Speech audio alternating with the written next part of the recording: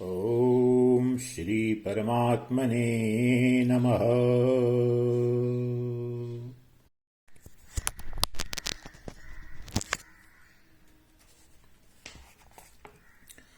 परमहंस गीता।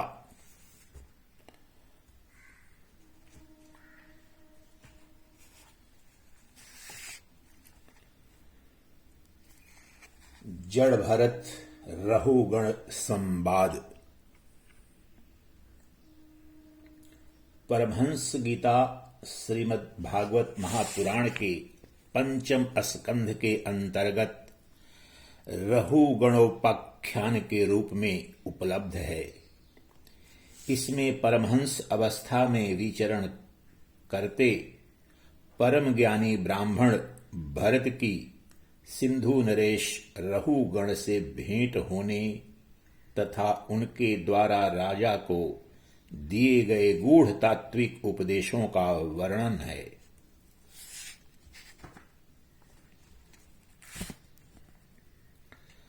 भरत नामक वे ब्राह्मण श्रेष्ठ सर्वदा अद्वैत भाव में स्थित रहने के कारण बाह्यतः जड़ प्रतीत होते थे, अतः उन्हें जड़ भरत भी कहा जाता है।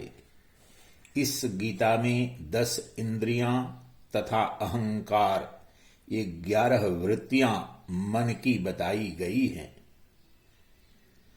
जो माया के वशीभूत होकर सुख दुख का अनुभव कराती हैं। जब ज्ञानोदय द्वारा माया का तिरस्कार कर आसक्ति को छोड़ने से आत्म तत्व का ज्ञान होता है, तब मनुष्य सुख दुख से परे हो जाता है। वह सदा परम आत्मानंद में डूबा रहता है। इस गीता में विषय वार्ता का त्याग, आत्मानुसंधान, अनासक्ति तथा गुरु एवं श्री हरि के चरणों का आश्रय ही माया से बचने के उपाय बताए गए हैं।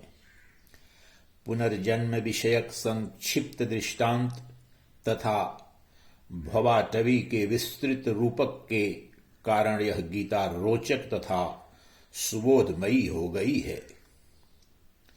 5 अध्यायों वाली यह परमहंस गीता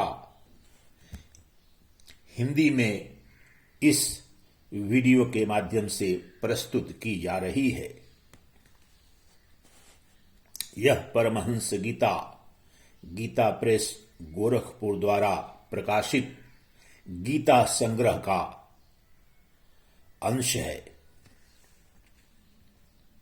पहला अध्याय जड़ भरत और राजा रहुगण की भेंट। श्री सुखदेव जी बोले, हे राजन। श्री सुखदेव जी राजा परीक्षित से कहते हैं, हे राजन, एक बार सिंधु सौवीर देश का स्वामी राजा रहुगण पालकी पर चढ़कर जा रहा था।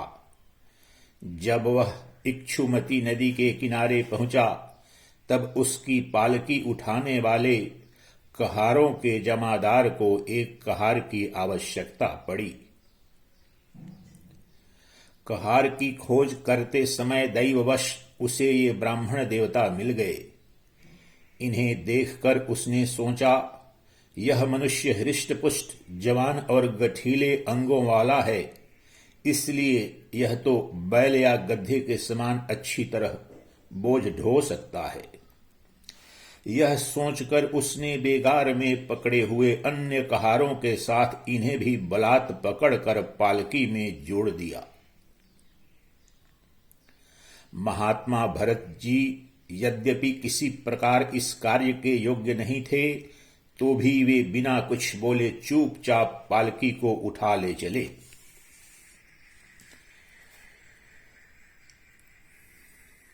वे द्विजवर कोई जीव पैरों तले दब न जाए, इस डर से आगे की एक बाण पृथ्वी देखकर चलते थे, इसलिए दूसरे कहारों के साथ उनकी चाल का मेल नहीं खाता था। अतः जब पालकी टेढ़ी सीधी होने लगी, तब यह देखकर राजा रहुगण ने पालकी उठाने वालों से कहा, अरे कहारो, अच्छी तरह चलो, पालकी को इस प्रकार ऊंची नीची करके क्यों चलते हो। तब अपने स्वामी का यह आक्षेपयुक्त वचन सुनकर कहारों को डर लगा कि कहीं राजा उन्हें दंड न दें, इसलिए उन्होंने राजा से इस प्रकार निवेदन किया, महाराज, यह हमारा प्रमाद नहीं है, हम आपकी नियम मर्यादा के अनुसार ही ठीक ठीक ही पालकी ले चल रहे हैं। यह एक नया कहार अभी अभी पालकी में लगाया गया है, तो भी यह जल्दी जल्दी नहीं चलता, हम लोग इसके साथ पालकी नहीं ले जा सकते। कहारों के ये दीन वचन सुनकर राजा रहुगण ने सोचा, संसर्ग से उत्पन्न होने वाला दोष एक व्यक्ति में होने पर भी उससे संबंध रखने वाले सभी पुरुषों में आ सकता है। इसलिए यदि इसका प्रतिकार न किया गया तो धीरे धीरे ये सभी कहार अपनी चाल बिगाड़ लेंगे। ऐसा सोचकर राजा रहुगण को कुछ क्रोध हो आया। यद्यपि उसने महापुरुषों का सेवन किया था, तथापि क्षत्रिय स्वभाववश बलात् उसकी बुद्धि रजोगुण से व्याप्त हो गई और वह उन द्विज श्रेष्ठ से, जिनका ब्रह्म तेज भस्म से ढके हुए अग्नि के समान प्रकट नहीं था, इस प्रकार व्यंग भरे वचन कहने लगा, अरे भैया, बड़े दुख की बात है, अवश्य ही तुम बहुत थक गए हो। ज्ञात होता है तुम्हारे इन साथियों ने तुम्हें तनिक भी सहारा नहीं लगाया। इतनी दूर से तुम अकेले ही बड़ी देर से पालकी ढोते चले आ रहे हो। तुम्हारा शरीर भी तो विशेष मोटा ताजा और हट्टा कट्टा नहीं है, और मित्र बुढ़ापे ने अलग तुम्हें दबा रखा है। इस प्रकार बहुत ताना मारने पर भी वे पहले की ही भांति चुपचाप पालकी उठाए चलते रहे। उन्होंने इसका कुछ भी बुरा न माना, क्योंकि उनकी दृष्टि तो पंचभूत, इंद्रिय और अंतःकरण का संघात यह अपना अंतिम शरीर अविद्या का ही कार्य था। वह विविध अंगों से युक्त दिखाई देने पर भी वस्तुतः था ही नहीं, इसलिए उसमें उनका मैं मेरेपन का मिथ्या अध्यास सर्वथा निवृत्त हो गया था और वे ब्रह्म रूप हो गए थे। किंतु पालकी अब भी सीधी चाल से नहीं चल रही है। यह देखकर राजा रहुगण क्रोध से आग बबूला हो गया और कहने लगा, अरे यह क्या तू जीता ही मर गया है? तू मेरा निरादर करके मेरी आज्ञा का उल्लंघन कर रहा है। मालूम होता है तू सर्वथा प्रमादी है। अरे जैसे दंडपाणी यमराज जन समुदाय को उसके अपराधों के लिए दंड देते हैं, उसी प्रकार मैं भी अभी तेरा इलाज किए देता हूं, तब तेरे होश ठिकाने आ जाएंगे। रहुगण को राजा होने का अभिमान था, इसलिए वह इसी प्रकार बहुत सी अनाप शनाप बातें बोल गया।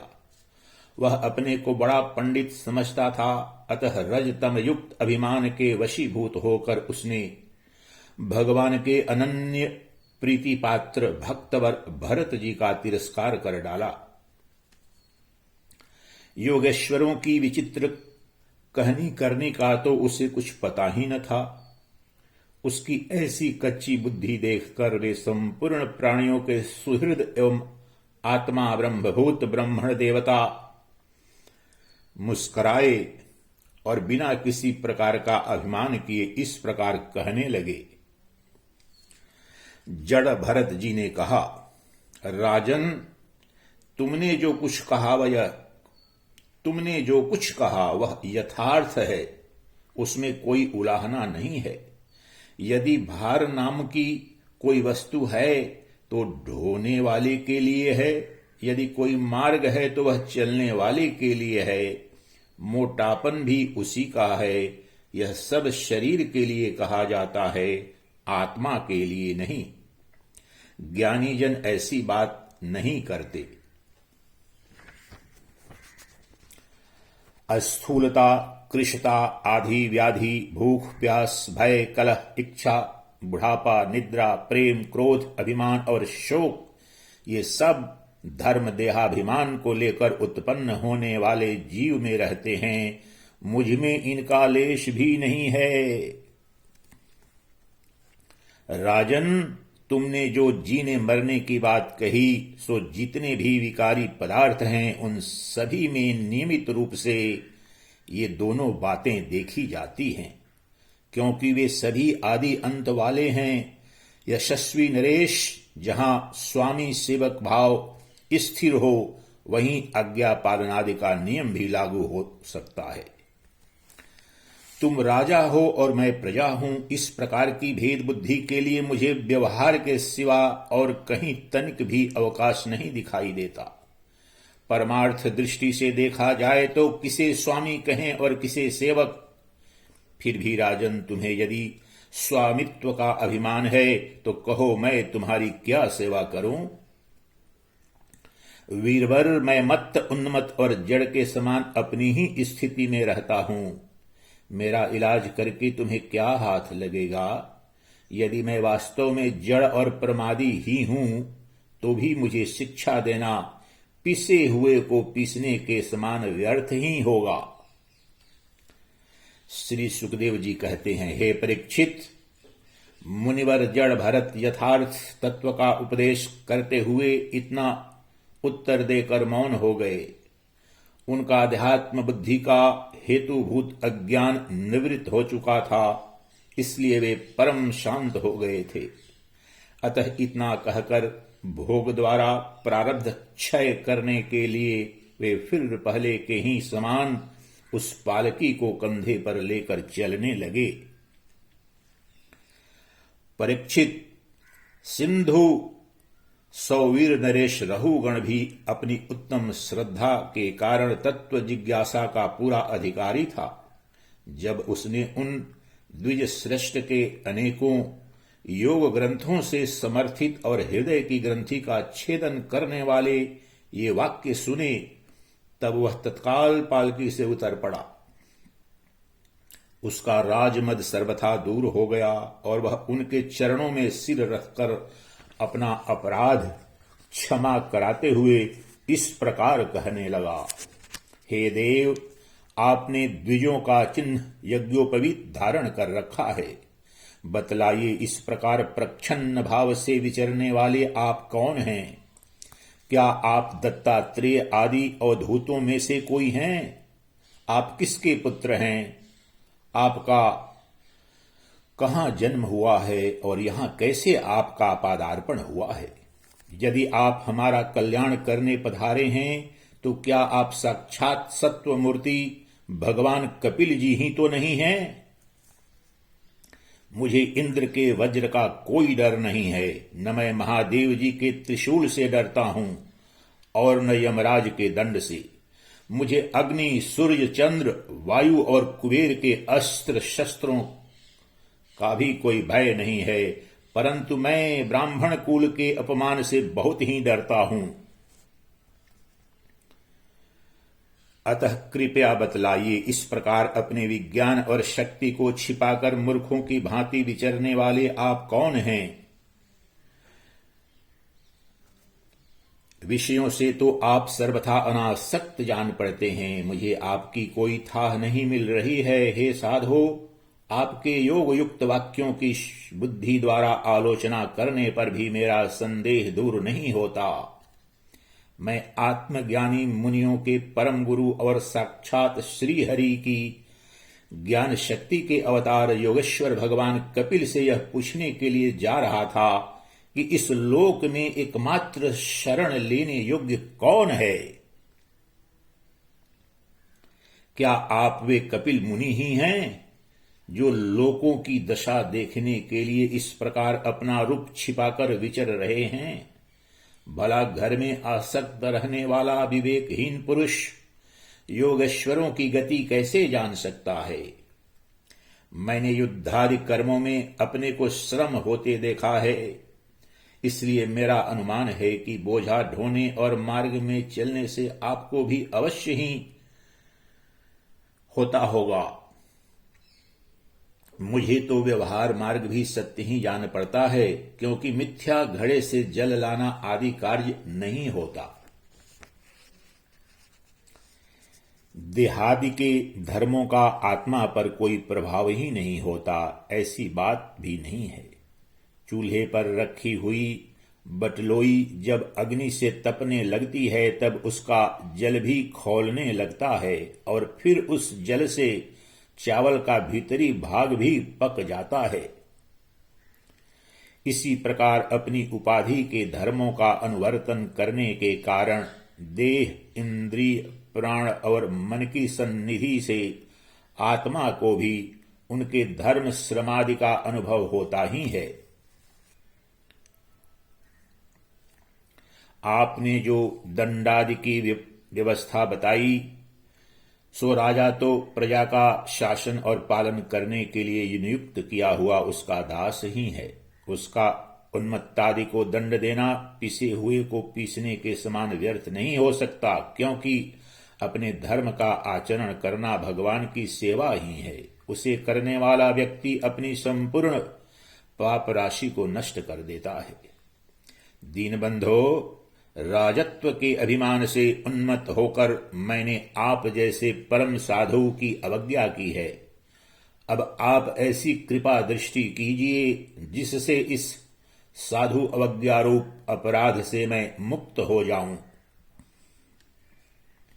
आप देहाभिमान शून्य और विश्व बंधु श्री हरि के अनन्य भक्त हैं, इसलिए सब में समान दृष्टि होने से इस मानापमान के कारण आप में कोई विकार नहीं हो सकता। तथापि एक महापुरुष का अपमान करने के कारण मेरे जैसा पुरुष साक्षात त्रिशूलपाणी महादेव जी के समान प्रभावशाली होने पर भी अपने अपराध से अवश्य थोड़े ही काल में नष्ट हो जाएगा। इति श्रीमद्भगवते महापुराणे परमहंस गीतायां प्रथमोऽध्यायः। दूसरा अध्याय, राजा रहुगण को भरत जी का उपदेश। जड़ भरत ने कहा, हे राजन, तुम अज्ञानी होने पर भी पंडितों के समान ऊपर ऊपर की तर्क वितर्क युक्त बात कर रहे हो, इसलिए श्रेष्ठ ज्ञानियों में तुम्हारी गणना नहीं हो सकती। तत्वज्ञानी पुरुष इस अविचार सिद्ध स्वामी सेवक आदि व्यवहार को तत्व विचार के समय सत्य रूप से स्वीकार नहीं करते। राजन, लौकिक व्यवहार के समान ही वैदिक व्यवहार भी सत्य नहीं है, क्योंकि वेद वाक्य भी अधिकतर गृहस्थ जनोचित यज्ञ विधि के विस्तार में ही व्यस्त हैं। राग द्वेषादि दोषों से रहित विशुद्ध तत्व ज्ञान की पूरी पूरी अभिव्यक्ति प्रायः उनमें भी नहीं हुई है। जिसे गृहस्थोचित यज्ञादि कर्मों से प्राप्त होने वाला स्वर्गादि सुख स्वप्न के समान हेय नहीं जान पड़ता, उसे तत्व ज्ञान कराने में साक्षात उपनिषद वाक्य भी समर्थ नहीं है। जब तक मनुष्य का मन सत्व, रज अथवा तमोगुण के वशीभूत रहता है, तब तक वह बिना किसी अंकुश के उसकी ज्ञानेन्द्रिय और कर्मेंद्रियों से शुभाशुभ कर्म कराता रहता है। यह मन वासनामय, विषयासक्त, गुणों से प्रेरित, विकारी और भूत एवं इंद्रिय रूप 16 कलाओं में मुख्य है। यही भिन्न भिन्न नामों से देवता और मनुष्यादि रूप धारण करके शरीर रूप उपाधियों के भेद से जीव की उत्तमता और अधमता का कारण होता है। यह मायामय मन संसार चक्र में छलने वाला है। यही अपनी देह के अभिमानी जीव से मिलकर उसे काल क्रम से प्राप्त हुए सुख दुख और इनके व्यतिरिक्त मोह रूप अवश्यंभावी फलों की अभिव्यक्ति करता है। जब तक यह मन रहता है तभी तक जागृत और स्वप्नावस्था का व्यवहार प्रकाशित होकर जीव का दृश्य बनता है। इसलिए पंडित जन मन को ही त्रिगुणमय अधम संसार और गुणातीत परमोत्कृष्ट मोक्ष पद का कारण बताते हैं। विषयासक्त मन जीव को संसार संकट में डाल देता है। विषयहीन होने पर वहीं उसे शांतिमय मोक्ष पद प्राप्त करा देता है। जिस प्रकार घी से भीगी हुई बत्ती को खाने वाले दीपक से तो धुएं वाली शिखा निकलती रहती है और जब घी समाप्त हो जाता है तब वह अपने कारण अग्नि तत्व में लीन हो जाता है। उसी प्रकार विषय और कर्मों से आसक्त हुआ मन तरह तरह की वृत्तियों का आश्रय लिए रहता है और इनसे मुक्त होने पर वह अपने तत्व में लीन हो जाता है। वीरवर 5 कर्मेंद्रिय, 5 ज्ञानेन्द्रिय और 1 अहंकार, ये 11 मन की वृत्तियां हैं तथा 5 प्रकार के कर्म, 5 तन्मात्र और 1 शरीर, ये 11 उनके आधारभूत विषय कहे जाते हैं। गंध, रूप, स्पर्श, रस और शब्द, ये 5 ज्ञानेन्द्रियों के विषय हैं। मल त्याग, संभोग, गमन, भाषण और लेना देना आदि व्यापार, ये 5 कर्मेंद्रियों के विषय हैं तथा शरीर को यह मेरा है इस प्रकार स्वीकार करना अहंकार का विषय है। कुछ लोग अहंकार को मन की 12वीं वृत्ति और उसके आश्रय शरीर को 12वां विषय मानते हैं। ये मन की 11 वृत्तियां द्रव्य विषय, स्वभाव, आशय, संस्कार, कर्म और काल के द्वारा सैकड़ों, हजारों और करोड़ों भेदों में परिणत हो जाती हैं, किंतु इनकी सत्ता क्षेत्रज्ञ आत्मा की सत्ता से ही है, स्वतः या परस्पर मिलकर नहीं है।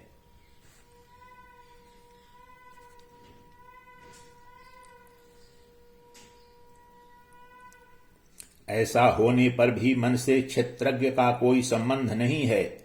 यह तो जीव की ही माया निर्मित उपाधि है।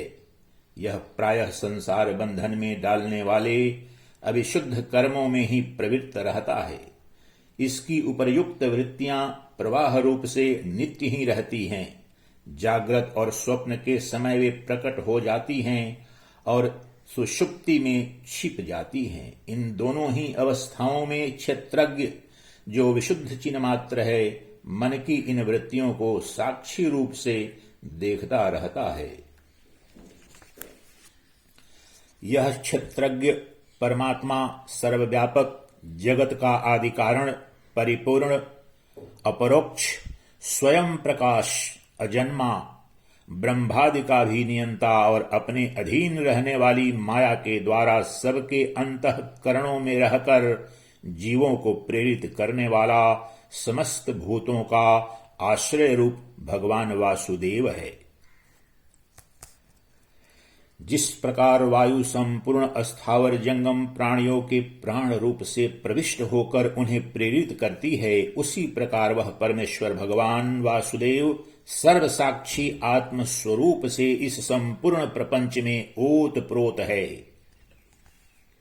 राजन, जब तक मनुष्य ज्ञानोदय के द्वारा इस माया का तिरस्कार कर सबकी आसक्ति छोड़कर तथा काम क्रोधादि 6 शत्रुओं को जीत कर आत्म तत्व को नहीं जान लेता और जब तक वह आत्मा की उपाधि रूप मन को संसार दुख का क्षेत्र नहीं समझता, तब तक वह इस लोक में यूं ही भटकता रहता है, क्योंकि यह चित्त उसके शोक मोह रोग राग लोभ और वैर आदि के संस्कार तथा ममता की वृद्धि करता रहता है।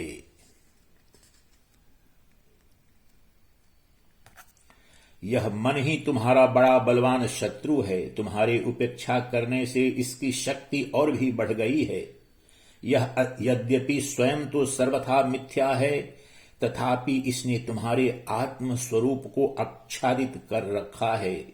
इसलिए तुम सावधान होकर श्री गुरु और हरि के चरणों की उपासना के अस्त्र से इसे मार डालो। इति श्रीमद्भागवते महापुराणे परमहंस गीतायाम द्वितीयो अध्यायः। तीसरा अध्याय। राजा रहुगण ने कहा। रहुगण का प्रश्न और भरत जी का समाधान। राजा रहुगण ने कहा, हे योगेश्वर, मैं आपको नमस्कार करता हूं। आपने जगत का उद्धार करने के लिए ही यह देह धारण की है। अपने परमानंदमय स्वरूप का अनुभव करके आप इस स्थूल शरीर से उदासीन हो गए हैं तथा एक जड़ ब्राह्मण के वेश से अपने नित्य ज्ञानमय स्वरूप को जन साधारण की दृष्टि से ओझल कर लिया है। मैं आपको बार बार नमस्कार करता हूं।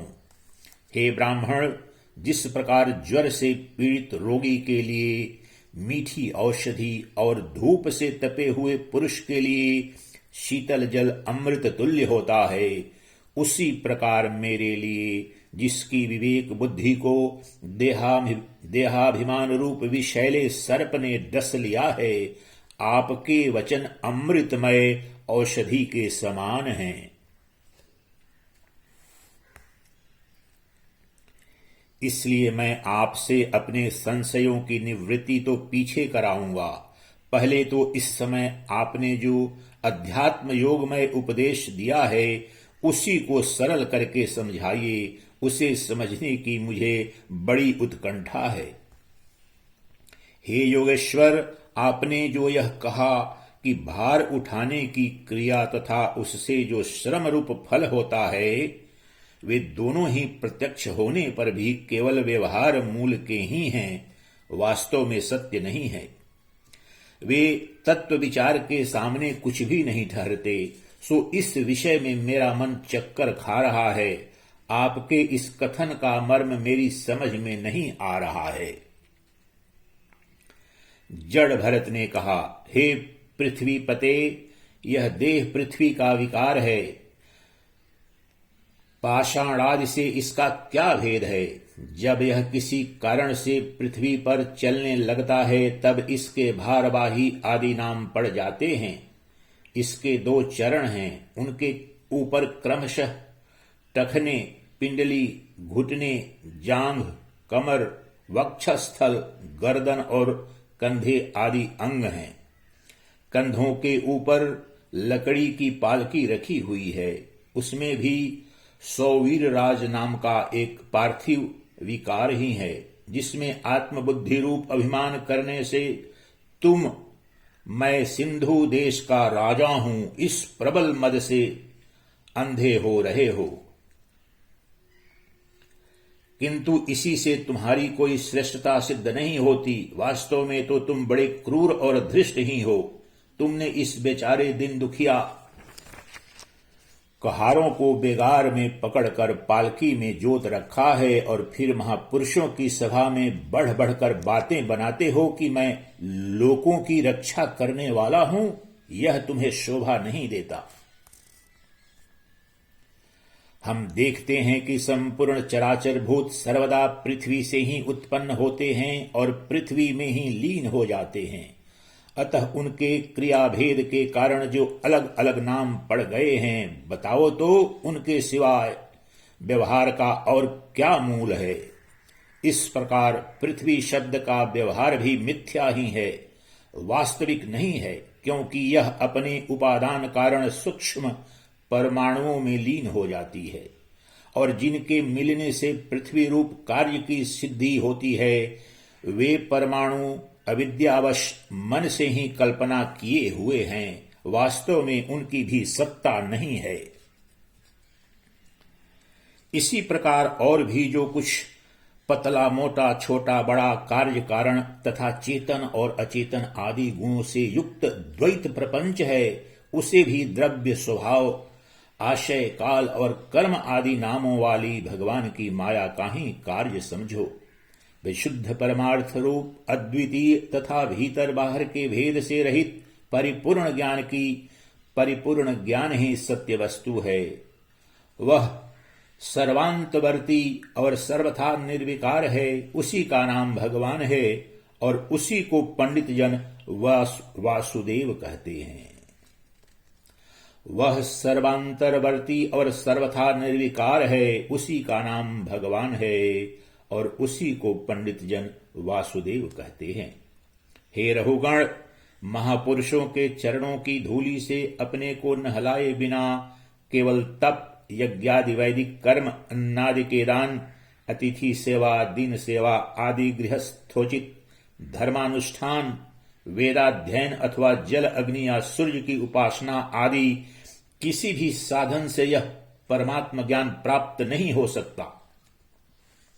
इसका कारण यह है कि महापुरुषों के समाज में सदा पवित्र कीर्ति श्री हरि के गुणों की चर्चा होती रहती है, जिससे विषय वार्ता तो पास ही नहीं फटकने पाती, और जब भगवत कथा का नित्य प्रति सेवन किया जाता है तब वह मोक्षाकांक्षी पुरुष की शुद्ध बुद्धि को भगवान वासुदेव में लगा देती है। पूर्व जन्म में मैं भरत नाम का राजा था। ऐहिक और पारलौकिक दोनों प्रकार के विषयों से विरक्त होकर भगवान की आराधना में ही लगा रहता था, तो भी एक मृग में आसक्ति हो जाने से मुझे परमार्थ से भ्रष्ट होकर अगले जन्म में मृग बनना पड़ा। हे वीर, भगवान श्री कृष्ण की आराधना के प्रभाव से उस मृग योनि में भी मेरी पूर्व जन्म की स्मृति लुप्त नहीं हुई। इसी से अब मैं जन संसर्ग से डरकर सर्वदा असंग भाव से गुप्त रूप से ही विचरता रहता हूं। इसलिए विरक्त महापुरुषों के सत्संग से प्राप्त ज्ञान रूप खड़ग के द्वारा मनुष्य को इस लोक में ही अपने मोह बंधन को काट डालना चाहिए। फिर श्री हरि की लीलाओं के कथन और श्रवण से भगवत स्मृति बनी रहने के कारण वह सुगमता से ही संसार मार्ग को पार करके भगवान को प्राप्त कर सकता है। इति श्रीमद् भागवते महापुराणे परमहंस गीतायां तृतीयोऽध्यायः। चौथा अध्याय भवाटवी का वर्णन और रहुगण का संशय नाश। जड़ भरत ने कहा, हे राजन, यह जीव समूह सुख रूप धन में आसक्त देश देशांतर में घूम फिर कर व्यापार करने वाले व्यापारियों के दल के समान है। इसे माया ने दुस्तर प्रवृत्ति मार्ग में लगा दिया है, इसलिए इसकी दृष्टि सात्विक राजस तामस भेद से नाना प्रकार के कर्मों पर ही जाती है। उन कर्मों में भटकता यह संसार रूप जंगल में पहुंच जाता है। वहां इसे तनिक भी शांति नहीं मिलती। महाराज, उस जंगल में 6 डाकू हैं। इस वणिक समाज का नायक बड़ा दुष्ट है। उसके नेतृत्व में जब यह वहां पहुंचता है तब ये लुटेरे बलात् इसका सब माल मत्ता लूट लेते हैं तथा भेड़िए जिस प्रकार भेड़ों के झुंड में घुसकर उन्हें खींच ले जाते हैं, उसी प्रकार इसके साथ रहने वाला गीदड़ ही इसे असावधान देखकर इसके धन को इधर उधर खींचने लगते हैं। वह जंगल बहुत सी लता घास और झाड़ झंझाड़ के कारण बहुत दुर्गम हो रहा है। उसमें तीव्र डांस और मच्छर इसे चैन नहीं लेने देते। वहां इसे कभी तो गंधर्व नगर दिखने लगता है और कभी कभी चकमकाता हुआ अति चंचल अगिया बेताल आंखों के सामने आ जाता है। यह वणिक समुदाय इस वन में निवास स्थान, जल और धनादि में आसक्त होकर इधर उधर भटकता रहता है। कभी बवंडर से उठी हुई धूल के द्वारा जब सारी दिशाएं धुमच्छादित सी हो जाती हैं और इसकी आंखों में भी धूल भर जाती है तो इसे दिशाओं का ज्ञान भी नहीं रहता। कभी इसे दिखाई न देने वाले झिंगुरों का कर्णकटु शब्द सुनाई देता है, कभी उल्लुओं की बोली से इसका चित्त व्यथित हो जाता है, कभी इसे भूख सताने लगती है तो यह निंदनीय वृक्षों का ही सहारा टटोलने लगता है, और कभी प्यास से व्याकुल होकर मृग तृष्णा की ओर दौड़ लगाता है। कभी जलहीन नदियों की ओर जाता है, कभी अन्न न मिलने पर आपस में एक दूसरे से भोजन प्राप्ति की इच्छा करता है, कभी दावानल में घुसकर अग्नि से झुलस जाता है, और कभी यक्ष लोग इसके प्राण खींचने लगते हैं तो यह खिन्न होने लगता है। कभी अपने से अधिक बलवान लोग इसका धन छीन लेते हैं तो यह दुखी होकर शोक और मोह से अचेत हो जाता है, और कभी गंधर्व नगर में पहुंचकर घड़ी भर के लिए सब दुख भूलकर खुशी मनाने लगता है। कभी पर्वतों पर चढ़ना चाहता है तो कांटे और कंकड़ों द्वारा पैर चलनी हो जाने से उदास हो जाता है। कुटुंब बहुत बढ़ जाता है और उदर पूर्ति का साधन नहीं होता तो भूख की ज्वाला से संतप्त होकर अपने ही बंधु बांधवों पर खींचने लगता है। कभी अजगर सर्प का ग्रास बनकर वन में फेंके हुए मुर्दे के समान पड़ा रहता है, उस समय इसे कोई सूध बूध नहीं रहती। कभी दूसरे विषैले जंतु इसे काटने लगते हैं तो उनके विष के प्रभाव से अंधा होकर किसी अंधे कुएं में गिर पड़ता है और घोर दुखमय अंधकार में बेहोश पड़ा रहता है।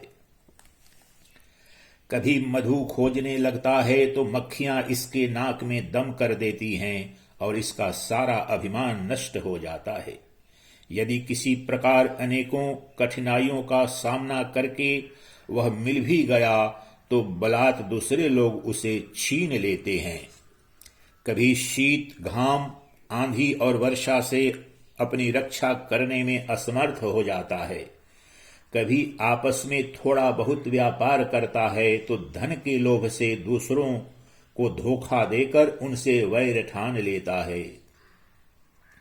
कभी कभी उस संसार वन में इसका धन नष्ट हो जाता है तो इसके पास शैया, आसन, रहने के लिए स्थान और सैर सपाटे के लिए सवारी आदि भी नहीं रहते।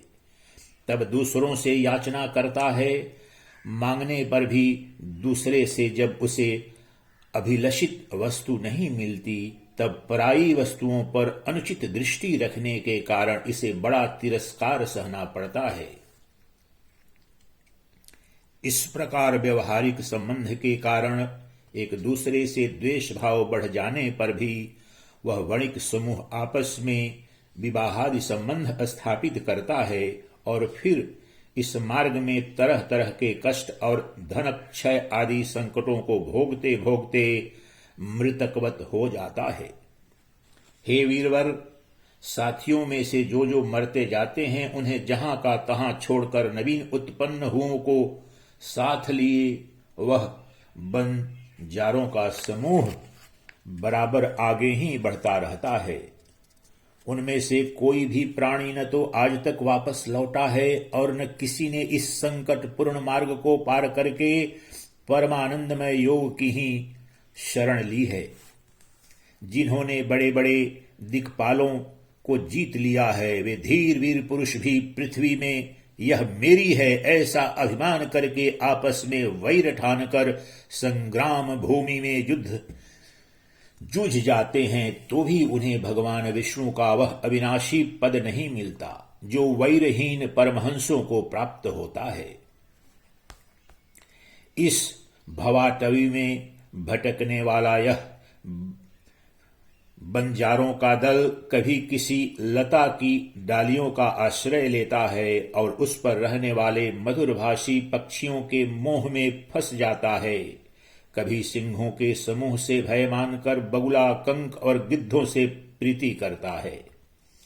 जब उनसे धोखा उठाता है तब हंसों की पंक्ति में प्रवेश करना चाहता है, किंतु उसे उनका आचार नहीं सुहाता, इसलिए वानरों में मिलकर उनके जाति स्वभाव के अनुसार दाम्पत्य सुख में रत रहकर विषय भोगों से इंद्रियों को तृप्त करता रहता है और एक दूसरे का मुख देखते देखते अपनी आयु की अवधि को भूल जाता है।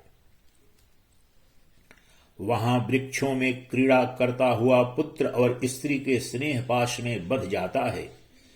इसमें मैथुन की वासना इतनी बढ़ जाती है कि तरह तरह के दुर्व्यवहारों से दीन होने पर भी वह विवश होकर अपने बंधन को तोड़ने का साहस नहीं कर सकता। कभी असावधानी से पर्वत की गुफा में गिरने लगता है तो उसमें रहने वाले हाथी से डरकर किसी लता के सहारे लटकता रहता है। शत्रु दमन यदि किसी प्रकार इसे उस आपत्ति से छुटकारा मिल जाता है तो यह फिर अपने गोल में मिल जाता है। जो मनुष्य माया की प्रेरणा से एक बार इस मार्ग में पहुंच जाता है उसे भटकते भटकते अंत तक अपने परम पुरुषार्थ का पता नहीं लगता।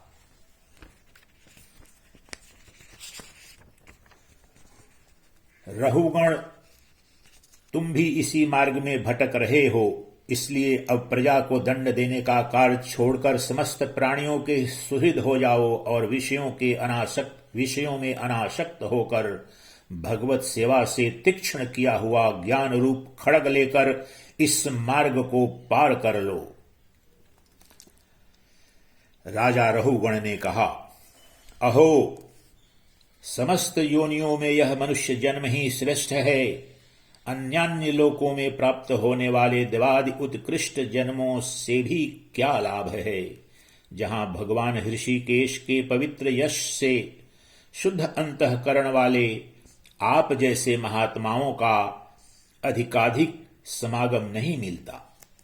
आपके चरण कमलों की रज का सेवन करने से जिनके सारे पाप ताप नष्ट हो गए हैं, उन महानुभावों को भगवान की विशुद्ध भक्ति प्राप्त होना कोई विचित्र बात नहीं है। मेरा तो आपके 2 घड़ी के सत्संग से ही सारा कुतर्क मूलक अज्ञान नष्ट हो गया है। ब्रह्म ज्ञानियों में जो वयोवृद्ध हों उन्हें नमस्कार है, जो शिशु हों उन्हें नमस्कार है, जो युवा हों उन्हें नमस्कार है और जो क्रीड़ारत बालक हों उन्हें भी नमस्कार है। जो ब्रह्मज्ञानी ब्राह्मण अवधूत वेश से पृथ्वी पर विचरते हैं उनसे हम जैसे ऐश्वर्योन्मत्त राजाओं का कल्याण हो। श्री सुखदेव जी कहते हैं, उत्तरानंदन, इस प्रकार उन परम प्रभावशाली ब्रह्मर्षि पुत्र ने अपना अपमान करने वाले सिंधु नरेश रहुगण को भी अत्यंत करुणावश आत्म तत्व का उपदेश दिया। तब राजा रहुगण ने दीन भाव से उनके चरणों की वंदना की। फिर वे परिपूर्ण समुद्र के समान शांत चित्त और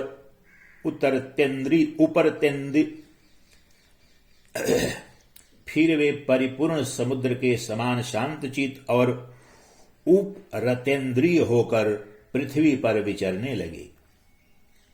उनके सत्संग से परमात्म तत्व का ज्ञान पाकर सौवीरपति रहुगण ने भी अंतःकरण में अविद्यावश आरोपित देहात्म बुद्धि का त्याग कर दिया। राजन, जो लोग भगवदाश्रित अनन्य भक्तों की शरण ले लेते हैं उनका ऐसा ही प्रभाव होता है। उनके पास अविद्या ठहर नहीं सकती। राजा परीक्षित ने कहा, महाभागवत मुनि श्रेष्ठ, आप परम विद्वान हैं। आपने रूपकादि के द्वारा अप्रत्यक्ष रूप से जीवों के जिस संसार रूप मार्ग का वर्णन किया है, उस विषय की कल्पना विवेकी पुरुषों की बुद्धि ने की है, वह अल्प बुद्धि वाले पुरुषों की समझ में सुगमता से नहीं आ सकता।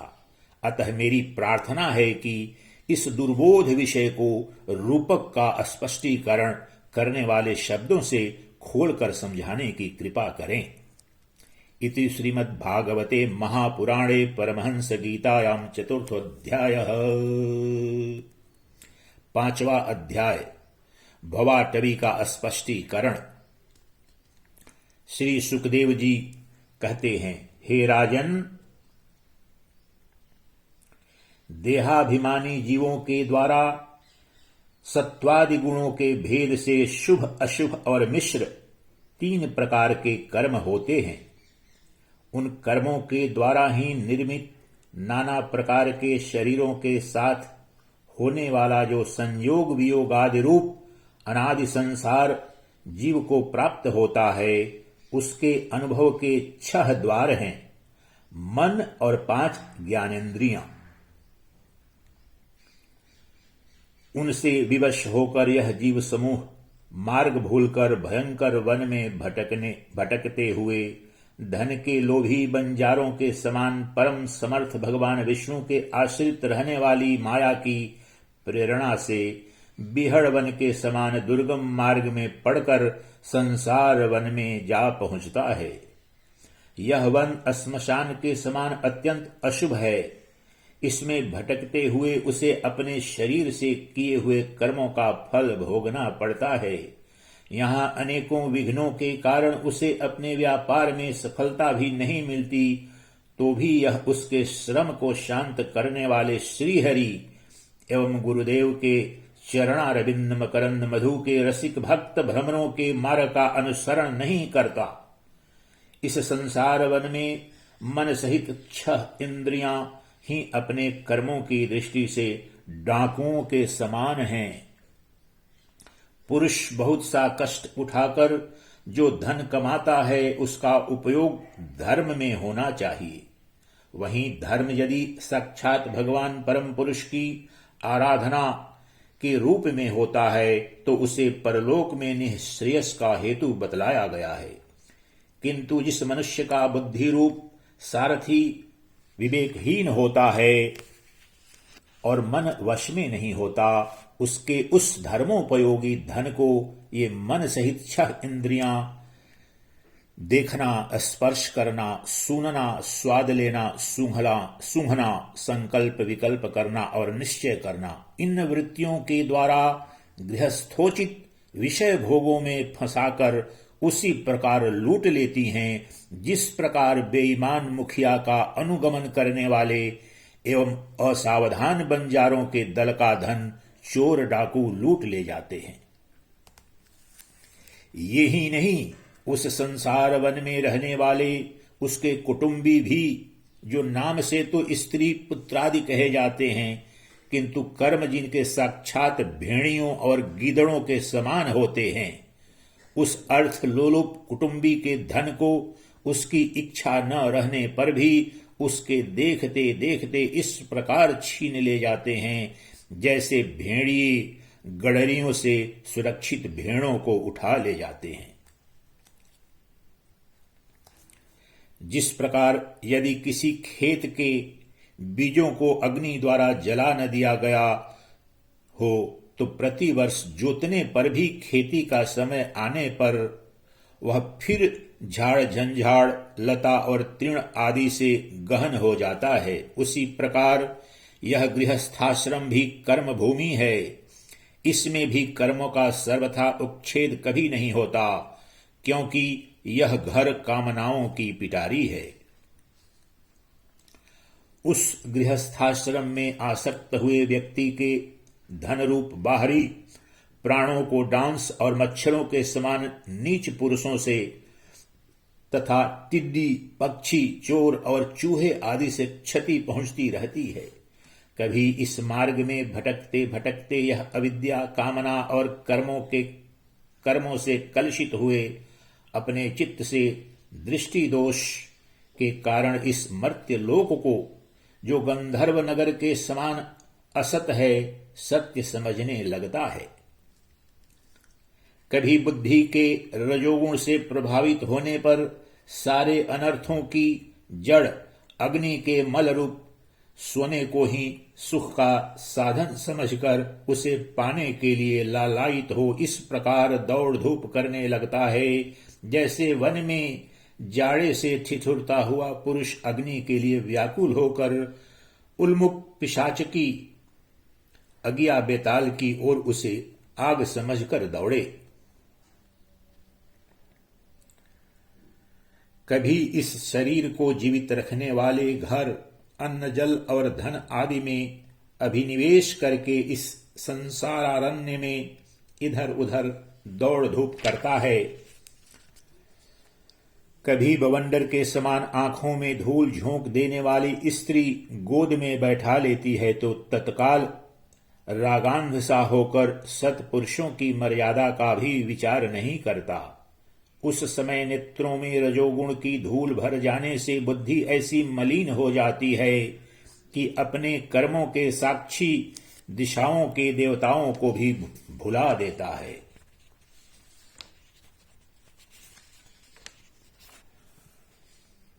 कभी अपने आप ही एकाध बार विषयों का मिथ्यात्व जान लेने पर भी अनादिकाल से देह में आत्मबुद्धि रहने से विवेक बुद्धि नष्ट हो जाने के कारण उन मरुमरीचिका तुल्य विषयों की ओर ही फिर दौड़ने लगता है। कभी प्रत्यक्ष शब्द करने वाले उल्लू के समान शत्रुओं की और परोक्ष रूप से बोलने वाले झिंगुरों के समान राजा की अति कठोर एवं दिल को दहला देने वाली डरावनी डांट डपट से इतने कान और मन को बड़ी व्यथा होती है। पूर्व पुण्य क्षीण हो जाने पर यह जीवित ही मुर्दे के समान हो जाता है और जो कारस्कर एवं काकतुंड आदि जहरीले फलों वाले पाप वृक्षों इसी प्रकार की दूषित लताओं और विषैले कुओं के समान हैं तथा जिनका धन इस लोक और परलोक दोनों के ही काम में नहीं आता और जो जीते हुए भी मुर्दे के समान हैं, उन कृपण पुरुषों का आश्रय लेता है। कभी असत पुरुषों के संग से बुद्धि बिगड़ जाने के कारण सुखी नदी में गिरकर दुखी होने के समान इस लोक और परलोक में दुख देने वाले पाखंड में फंस जाता है। जब दूसरों को सताने से उसे अन्न भी नहीं मिलता, तब वह अपने सगे पिता पुत्रों को अथवा पिता या पुत्र आदि का एक तिनका भी जिनके पास देखता है, उनको फाड़ खाने के लिए तैयार हो जाता है। कभी दावानल के समान प्रिय विषयों से शून्य एवं परिणाम में दुखमय घर में पहुंचता है तो वहां इष्ट जनों के वियोग आदि से उसके शोक की आग भड़क उठती है। उससे संतप्त होकर वह बहुत ही खिन्न होने लगता है। कभी काल के समान भयंकर राजकुल रूप राक्षस इसके परम प्रिय धन रूप प्राणों को हर लेता है तो यह मरे हुए के समान निर्जीव हो जाता है। कभी मनोरथ के पदार्थों के समान अत्यंत असत पिता पितामह आदि संबंधों को सत्य समझकर उनके सहवास से स्वप्न के समान क्षणिक सुख का अनुभव करता है।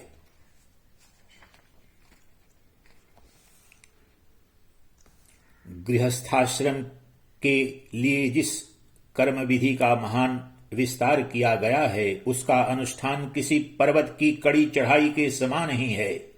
लोगों को उस ओर प्रवृत्त देखकर उनकी देखा देखी जब यह भी उसे पूरा करने का प्रयत्न करता है, तब तरह तरह की कठिनाइयों से क्लेशित होकर कांटे और कंकड़ों से भरी भूमि में पहुंचे हुए व्यक्ति के समान दुखी हो जाता है।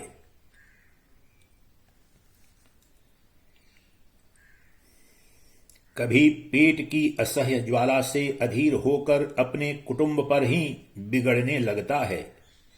फिर जब निद्रारूप अजगर के चंगुल में फंस जाता है, तब अज्ञान रूप घोर अंधकार में डूबकर सूने वन में फेंके हुए मुर्दे के समान सोया पड़ा रहता है। उस समय इसे किसी बात की सुधि नहीं रहती। कभी दुर्जन रूप काटने वाले जीव इतना काटते तिरस्कार करते हैं कि कभी दुर्जन रूप काटने वाले जीव इतना काटते तिरस्कार करते हैं कि इसके गर्वरूप दांत जिनसे यह दूसरों को काटता था टूट जाते हैं। तब इसे अशांति के कारण नींद भी नहीं आती तथा मर्म वेदना के कारण क्षण क्षण में विवेक शक्ति क्षीण होते रहने से अंत में अंधे की भांति यह नरक रूप अंधे कुएं में जा गिरता है।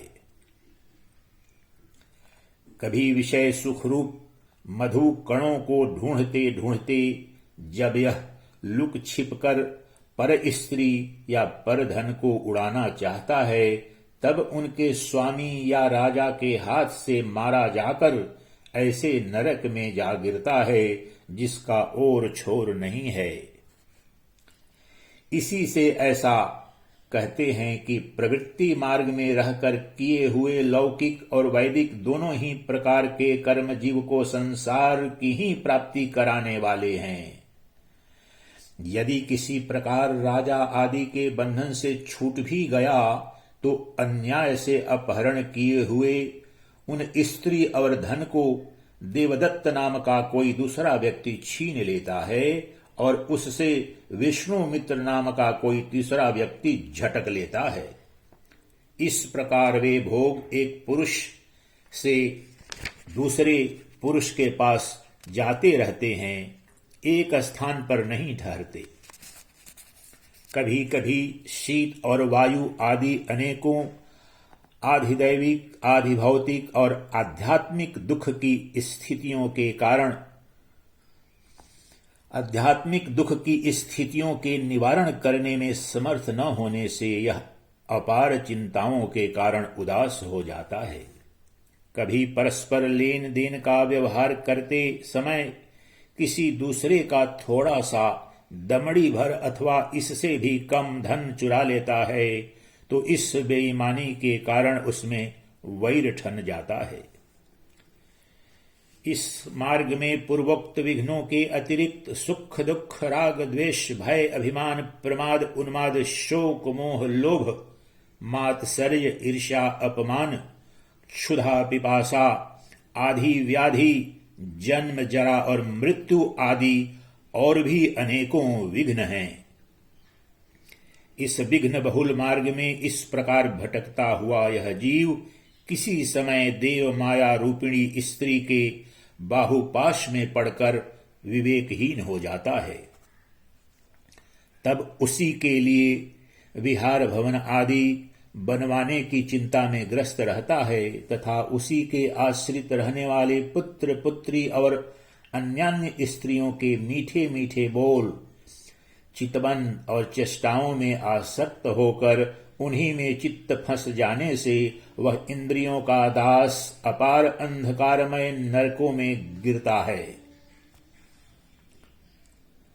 काल चक्र साक्षात भगवान विष्णु का आयुध है। वह परमाणु से लेकर द्विपरार्ध पर्यंत क्षण घटी आदि अवयवों से युक्त है। वह निरंतर सावधान रहकर घूमता रहता है। जल्दी जल्दी बदलने वाली बाल्य यौवन आदि अवस्थाएं ही उसका वेग हैं। उसके द्वारा वह ब्रह्मा से लेकर क्षुद्राति क्षुद्र तृण पर्यंत सभी भूतों का निरंतर संहार करता रहता है। कोई भी उसकी गति में बाधा नहीं डाल सकता। उससे भय मानकर भी जिनका यह काल चक्र निज आयुध है उन साक्षात भगवान यज्ञ पुरुष की आराधना छोड़कर यह मंदमती मनुष्य पाखंडियों के चक्कर में पड़कर उनके कंक गिद्ध बगुला और बटेर के समान आर्य शास्त्र बहिष्कृत देवताओं का आश्रय लेता है, जिनका केवल वेद बाह्य और प्रमाणिक आगमों ने ही उल्लेख किया है।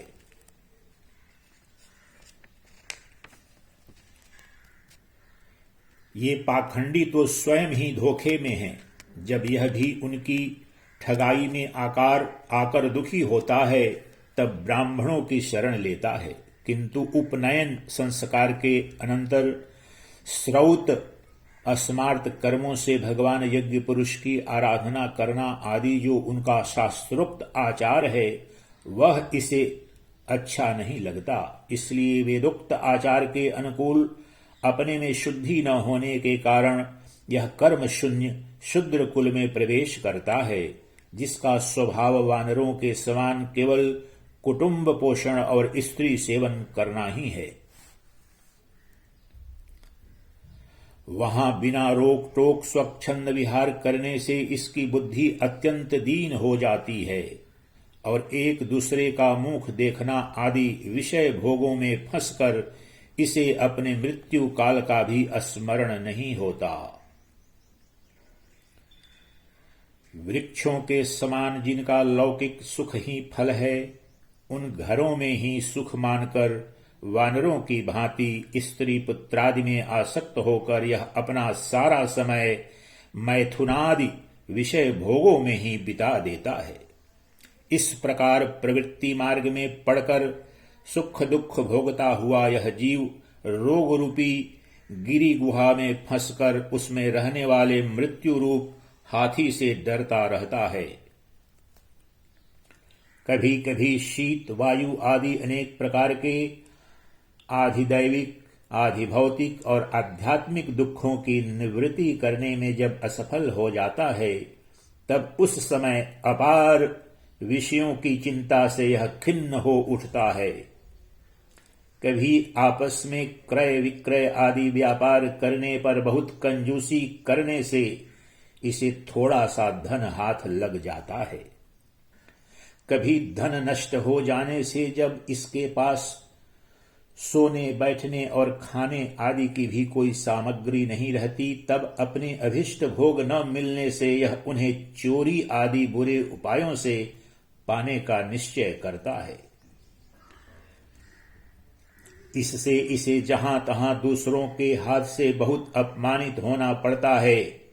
इस प्रकार धन की आसक्ति से परस्पर वैर भाव बढ़ जाने पर भी यह अपनी पूर्व वासनाओं से विवश होकर आपस में विवाहादि संबंध करता और छोड़ता रहता है।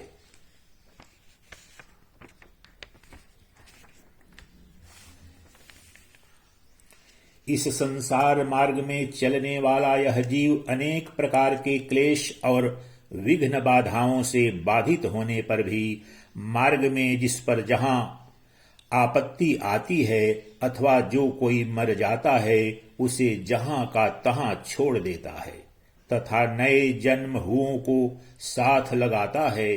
कभी किसी के लिए शोक करता है, किसी का दुख देखकर मूर्छित हो जाता है, किसी के वियोग होने की आशंका से भयभीत हो उठता है, किसी से झगड़ने लगता है, कोई आपत्ति आती है तो रोने चिल्लाने लगता है, कहीं कोई मन के अनुकूल बात हो गई तो प्रसन्नता के मारे फूला नहीं समाता, कभी गाने लगता है और कभी उन्हीं के लिए बंधने में भी नहीं हिचकता।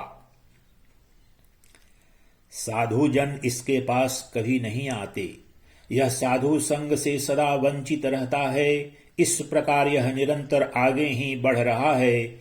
जहां से इसकी यात्रा आरंभ हुई है और जिसे इस मार्ग की अंतिम अवधि कहते हैं, उस परमात्मा के पास यह अभी तक नहीं लौटा है। परमात्मा तक तो योग शास्त्र की भी गति नहीं है। जिन्होंने सब प्रकार से दंड शासन का त्याग कर दिया है, वे निवृत्ति परायण संयतात्मा मुनि जन ही उसे प्राप्त कर पाते हैं।